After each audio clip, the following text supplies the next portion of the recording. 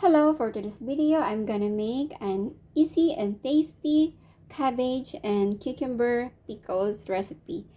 And here are the prepared ingredients. Here I have whole cabbage, cucumbers, 5 cloves of garlic, some peppercorns, 3 slices of beetroot, white vinegar, coarse or crystallized salt, and sugar.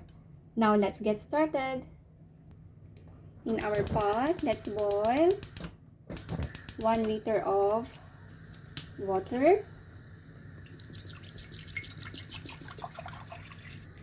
And let's add 2 tablespoons of coarse salt.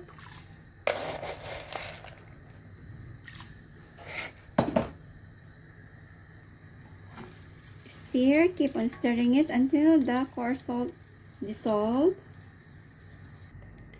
Once the coarse salt dissolves, let it boil for 1 minute. Once it's boiled, turn off the gas and let it cool down.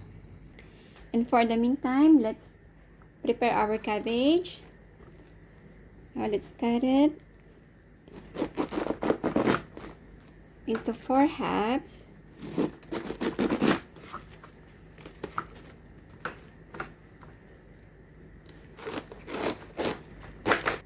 Now let's wash our cabbage. After washing and drying our cabbage, let's start slicing it.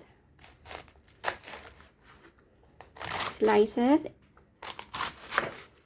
like this, not too thin and not too thick.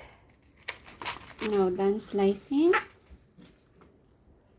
put aside in the empty jar.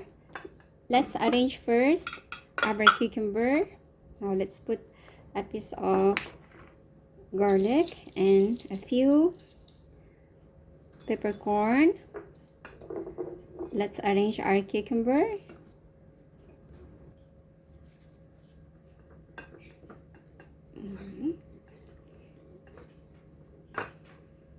Now add 1 more garlic and a few peppercorn, and add teaspoon of white sugar. Put aside.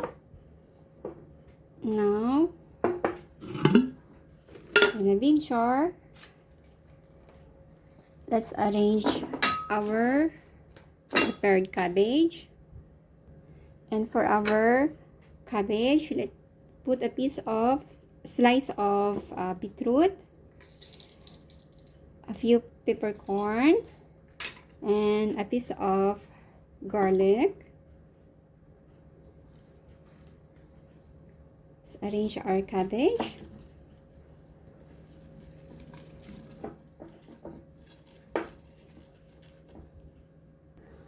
Once you fill the half of the jar, put again a slice of beetroot and a piece of garlic and a few cloves. Beetroot gives a pinkish color of our cabbage. You can adjust how many slices of beetroot you want to put in the cabbage.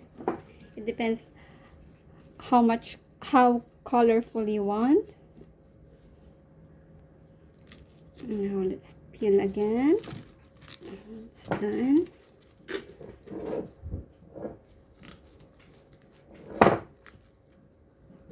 Now let's put a last slice of beetroot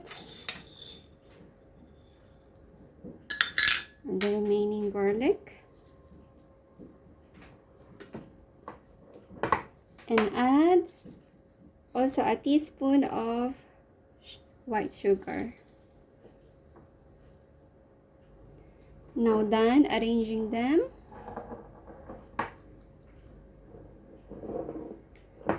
Now let's put 1/4 of white vinegar,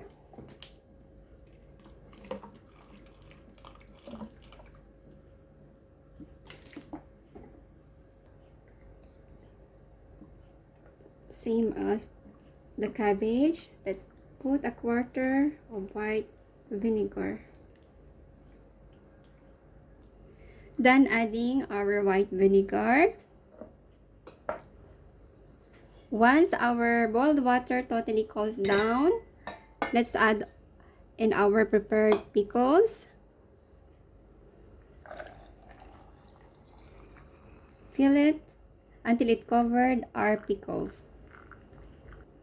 And then, now cover it tightly.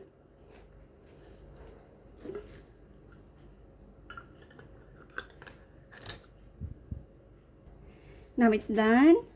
Let's put it upside down for a few minutes. For a few seconds. Be sure to close it tightly to not have air. Now done.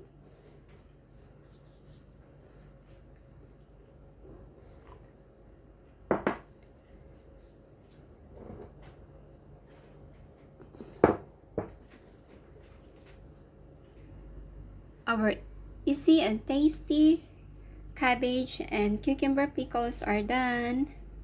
Let's put outside in a shady place for about 7 to 10 days to give its tasty flavor.